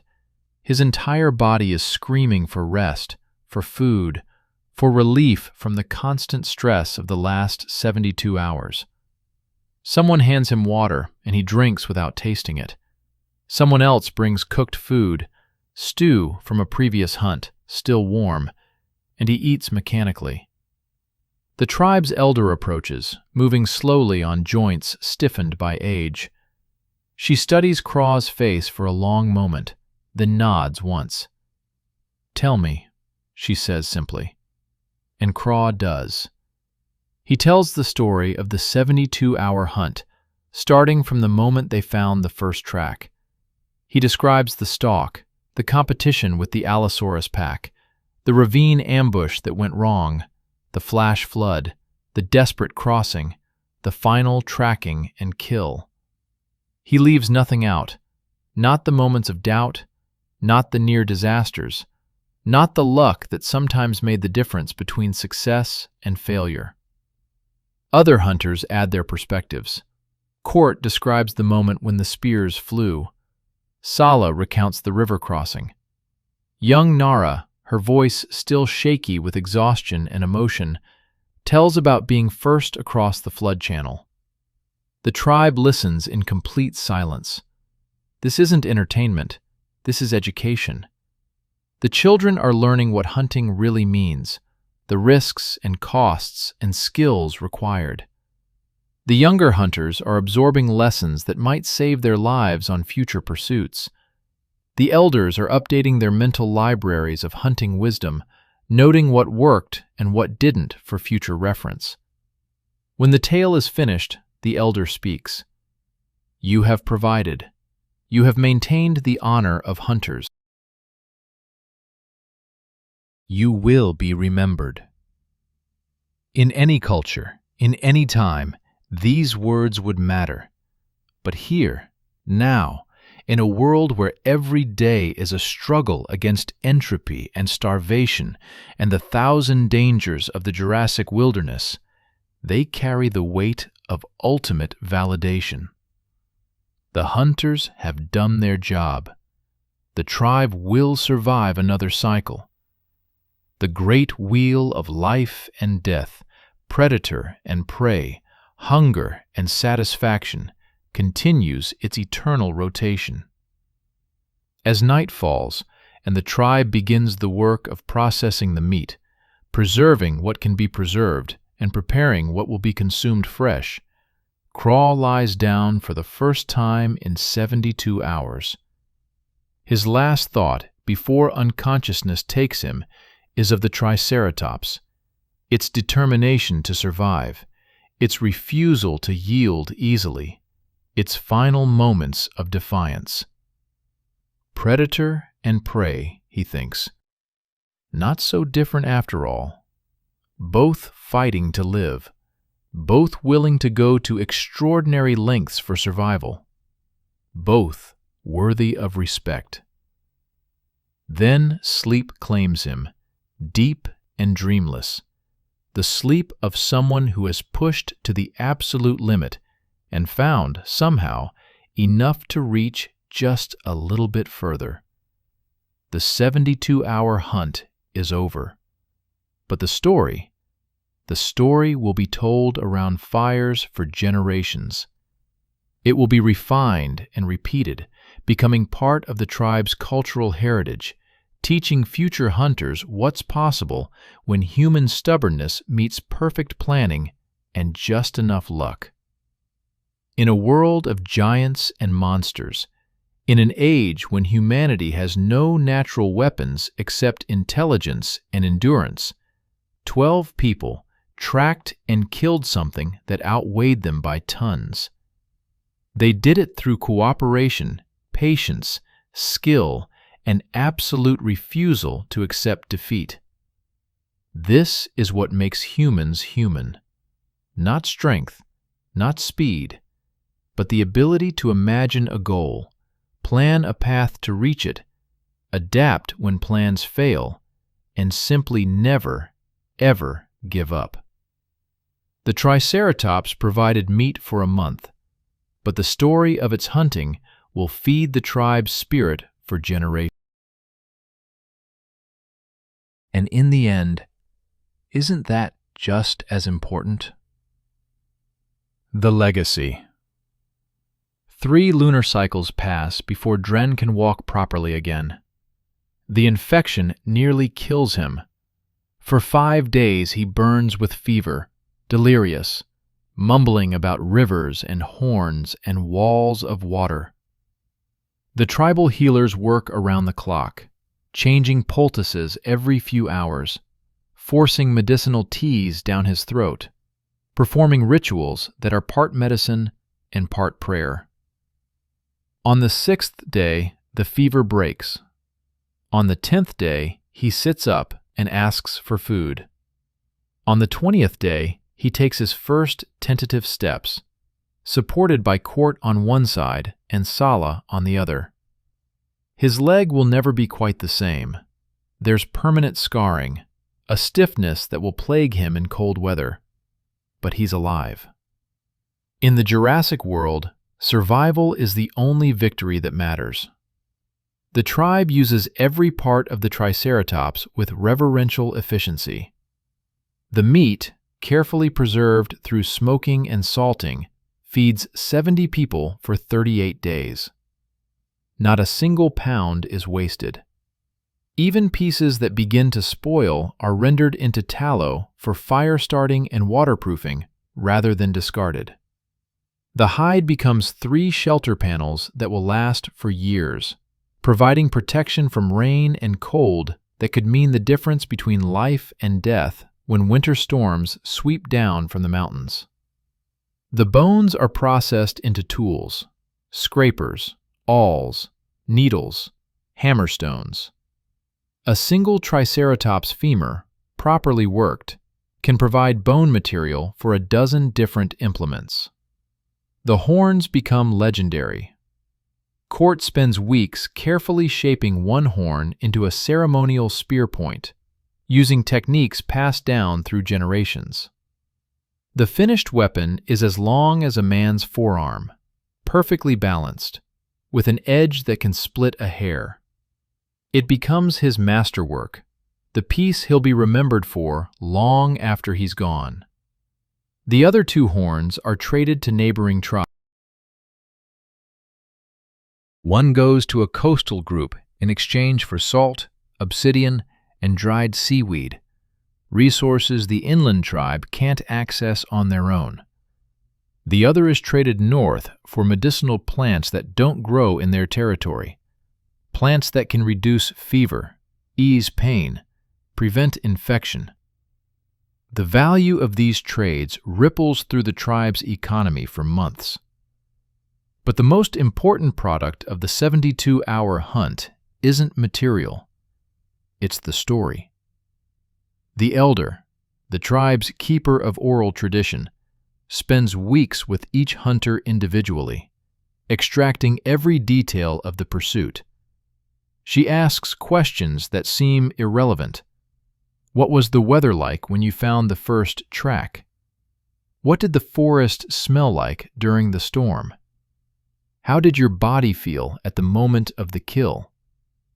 She's not just preserving facts. She's preserving experience, encoding it in language and memory, so that future hunters can learn without having to risk their own lives unnecessarily. Every detail matters, because you never know which detail will save someone's life 5 generations hence. The story, when she finally assembles it, is a masterpiece of oral tradition. It has rhythm and repetition, memorable phrases and dramatic turns. It's structured so that even children can remember the key points, but with enough depth that experienced hunters find new lessons with each retelling. On the night of the first full moon after the hunt, the tribe gathers for the formal telling. A massive fire crackles in the center of camp, sending sparks spiraling into the star-filled sky. The hunters sit in places of honor, their faces painted with ceremonial pigments. The rest of the tribe arranges itself in concentric circles, elders closest to the fire, then adults, then children on the outer ring, where they can see everything but are safely away from the flames. The elder stands, and the tribe falls silent. Even the youngest children understand this moment's significance. Stories are how the tribe survives. They're the repository of everything learned, everything discovered, everything that separates them from the animals around them. I will tell you the story of the 72-hour hunt, the elder begins, her voice carrying clearly in the still night air. I will tell you how 12 hunters tracked a wounded giant across 50 miles of wilderness. I will tell you of patience and persistence, of cooperation and courage, of the moment when humanity proved once again that we are not prey. We are predators who hunt with our minds as much as our spears. She tells the story exactly as it happened, but somehow in her telling, it becomes more than just a sequence of events. It becomes a lesson about reading signs, about democratic decision-making in crisis, about managing resources during extended pursuits, about the importance of specialized skills, weather reading, tracking, tool making, medicine, about maintaining morale when everything seems to be going wrong, about the split-second decisions that separate success from catastrophe. The children listen with wide eyes, absorbing images that will stay with them for life. The young hunters listen analytically, mentally cataloging techniques they'll need to master. The experienced hunters listen with recognition, remembering their own desperate pursuits, their own moments of doubt and triumph. When the elder reaches the moment of the kill, 12 spears flying through dappled sunlight, the Triceratops's final bellow, the earth-shaking impact as 12 tons of dinosaur crashed to the ground. The entire tribe releases a collective breath they didn't know they were holding. And this, the elder concludes, is what makes us human. Not our size, we are small. Not our strength, we are weak. Not our speed, we are slow. But our ability to imagine a goal that seems impossible, to plan across days and distance, to cooperate when cooperation is the only path to survival, and to never, ever accept defeat until our last breath leaves our bodies. She gestures to the 12 hunters. Stand and be recognized. Craw, Court, Sala, Mira, Dren, still limping but standing proud, Nara, and the others rise. The tribe erupts in ululating calls, the traditional sound of honor given to providers. It's not applause, that concept doesn't exist yet, but it serves the same purpose: recognition, validation, gratitude. Young Nara feels tears on her cheeks and doesn't bother to hide them. She's 16 years old and has just been formally recognized as a full hunter, a provider, someone whose judgment and courage proved itself in the most demanding test possible. She thinks back to crossing that flood-swollen river, to throwing her spear at the massive target, to the 72 hours of doubt and determination and fear and exhilaration. She survived. More than that, she excelled. That night, after the formal ceremony ends and the tribe breaks into smaller groups for eating and socializing, Nara finds herself sitting with the elder. The old woman studies her with eyes that have seen 5 dozen seasons, that have witnessed countless hunts and just as many failures. "You did well," the elder says simply. "I was terrified," Nara admits. "Good. Fear means you understood the danger. Only fools hunt without fear." The elder pokes at the fire with a stick, sending up a fresh shower of sparks. "I'm going to tell you something important, something you need to understand now that you're a full hunter." Nara leans forward, hungry for wisdom. "Every hunt has 2 possible outcomes," the elder continues: success or failure. You got success this time, and you should be proud. But understand this: even if you'd failed, even if that Triceratops had escaped or died somewhere you couldn't find it, the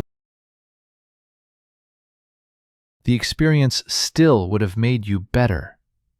The only true failure is the hunt you don't attempt because fear paralyzes you. She fixes Nara with a penetrating stare. You will fail hunts in your future. Everyone does. Animals escape, weather interferes, predators steal kills. Sometimes you do everything right and still lose.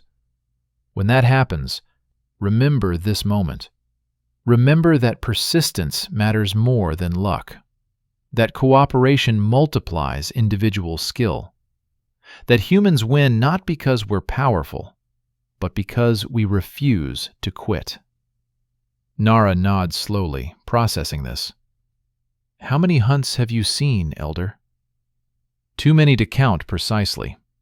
But I can tell you this: the hunts that people remember, the ones that become stories, aren't always the successful ones. I've seen failed hunts that taught more than easy successes. I've seen hunters who never brought down prey, but who scouted so well that others succeeded because of their information. I've seen people who couldn't throw a spear to save their lives, but who could read weather so accurately they saved entire hunting parties from flash floods. She gestures around the camp, where various tribe members are engaged in their evening activities. Everyone here has a role. Not everyone hunts, but everyone contributes. The person who minds children frees hunters to hunt. The person who makes fire gives warmth and cooked food. The person who crafts tools gives hunters the weapons they need. We succeed as a tribe, not as individuals.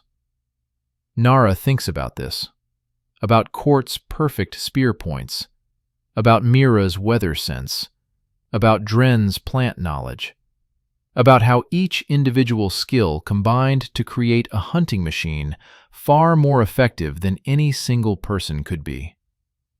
"The Triceratops was so strong," she says quietly. "So big.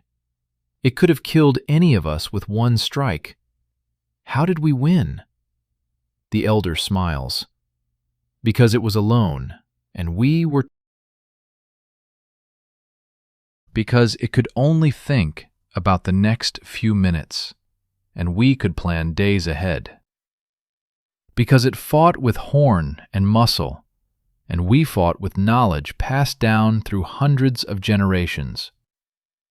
Because it was strong, and we were smart.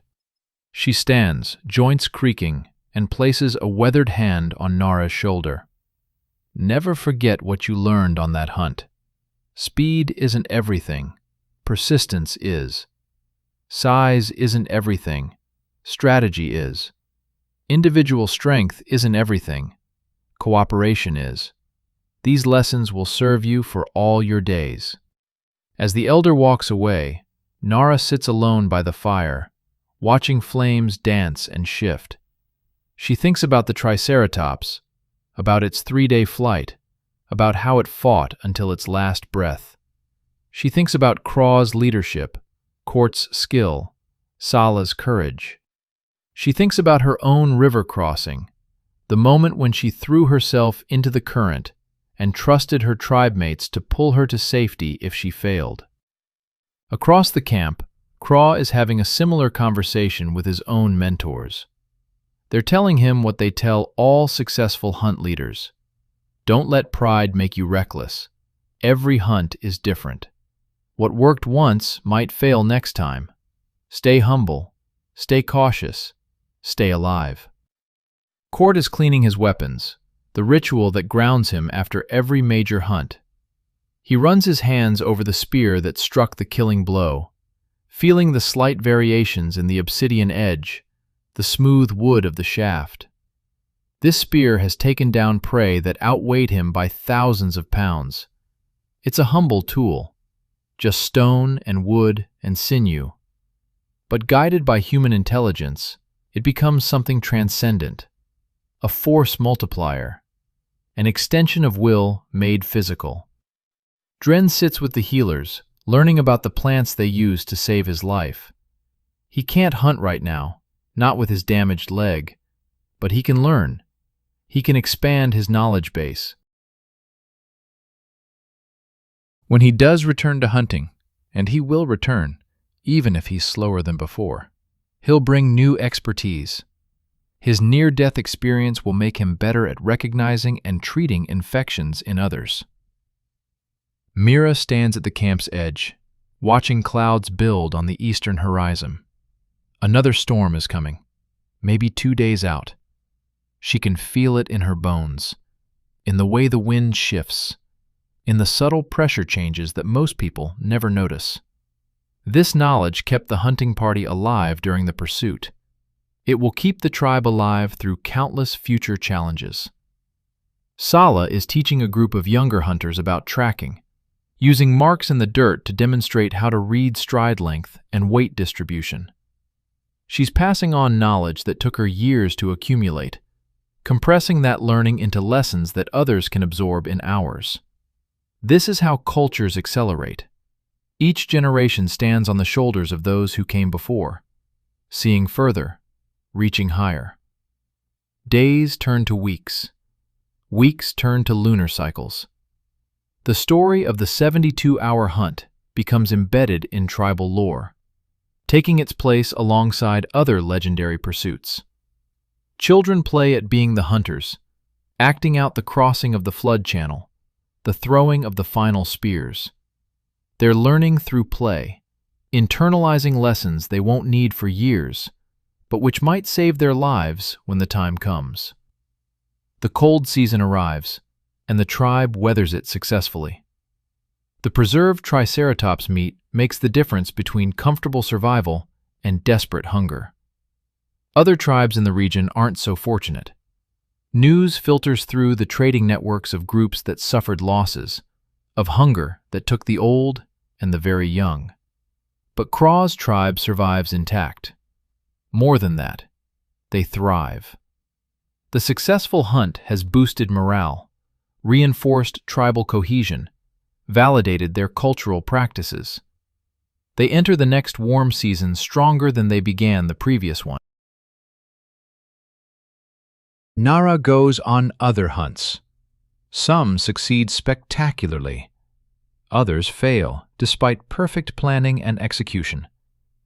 She learns to accept both outcomes with equanimity, understanding that hunting is probability, not certainty. But she never forgets her first major kill, the 72 hours that transformed her from apprentice to full hunter. Years pass.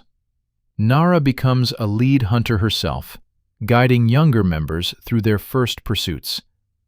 She tells them the story of the Triceratops hunt, emphasizing the lessons that the elder emphasized to her: persistence, cooperation, the refusal to quit. Some of her apprentices become great hunters. Others find different roles within the tribe. All of them carry the lessons forward. Decades pass. Kraw grows old, his joints stiffening, his eyes dimming. He stops hunting actively, but remains a valuable advisor, his experience too precious to waste.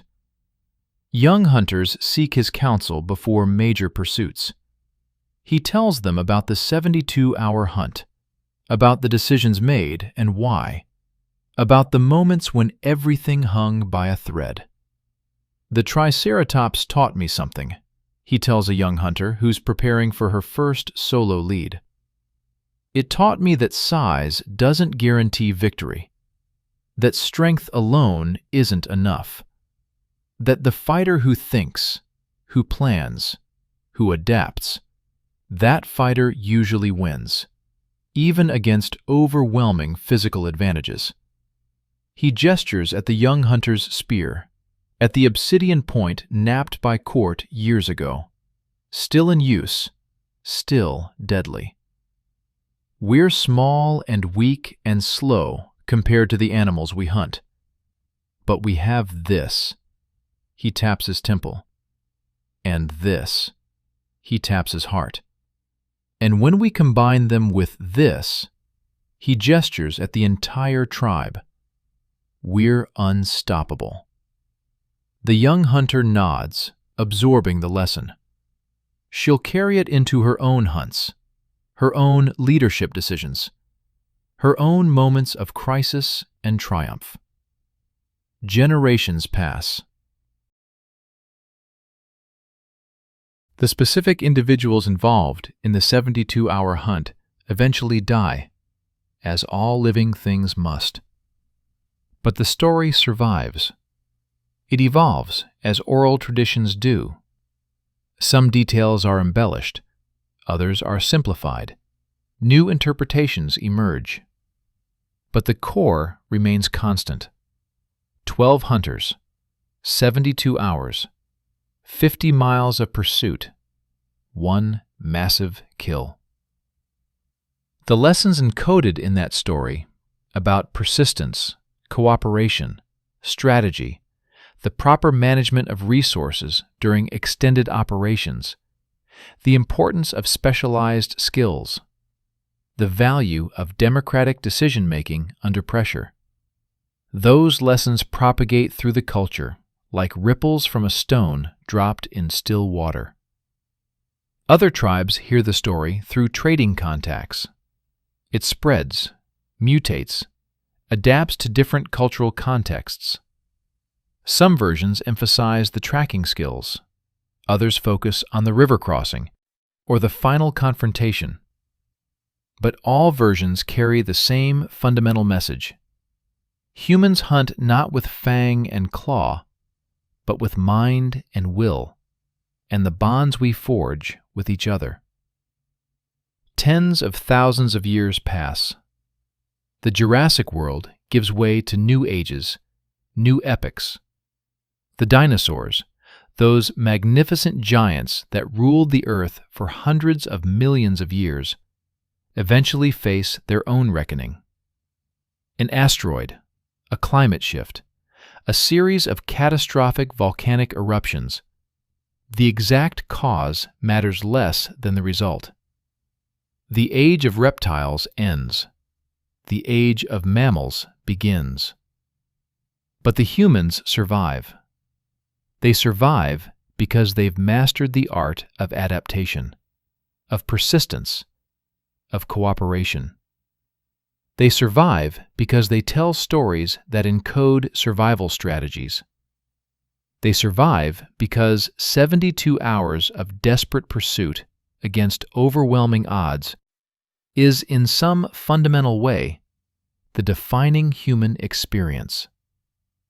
Hunt, plan, adapt, cooperate, never quit. These imperatives, first encoded in stories around Jurassic campfires, echo through every human endeavor that follows. Agriculture is just persistence hunting applied to plants. Watching, waiting, tending, harvesting. Civilization is cooperation scaled up from hunting parties to cities. Technology is strategy made physical. The same planning that brought down a Triceratops applied to problems of shelter and communication and transportation. In the far future, in a world transformed beyond recognition, humans will still tell stories about the hunt. The specific details will be different. The quarry will be new, the weapons will be unrecognizable, the landscape will have changed completely. But the fundamental pattern remains. A goal that seems impossible, a plan to achieve it, setbacks and adaptations, cooperation and specialized skills, persistence in the face of overwhelming odds, and finally, triumph, or failure, but always learning, always moving forward. This is the legacy of the 72-hour hunt. Not just meat for a month, not just tools and hides and trade goods, but a template for what humans can accomplish when they refuse to accept limitations, when they leverage collective intelligence against individual weakness, when they simply will not quit. In the darkness of that Jurassic night, by a fire that has long since burned to ash, an elder's voice echoes through time. This is what makes us human. And across the vast expanse of years, in a future that young Nara could never imagine, humans continue to prove that truth. Landing on the moon is just a longer hunt. Splitting the atom is tracking with mathematics instead of footprints. Mapping the human genome is persistence applied to the very code of life itself. Different tools, different targets, same spirit. The Triceratops, dead for millions of years, would perhaps be satisfied to know that its final hunt mattered, that its desperate 3-day flight became a story that helped shape a species, that in dying, it taught lessons that echoed across deep time. Predator and prey, locked in eternal danger, both fighting to survive, both worthy of respect, and in that dance, both immortal. The Triceratops in fossil and stone, the humans in story and spirit. The 72-hour hunt never truly ends. It just changes form, adapts to new contexts, persists through the ages, just like humanity itself. The end. In story and spirit. The 72-hour hunt never truly ends. It just changes form, adapts to new contexts, persists through the ages, just like humanity itself. The end.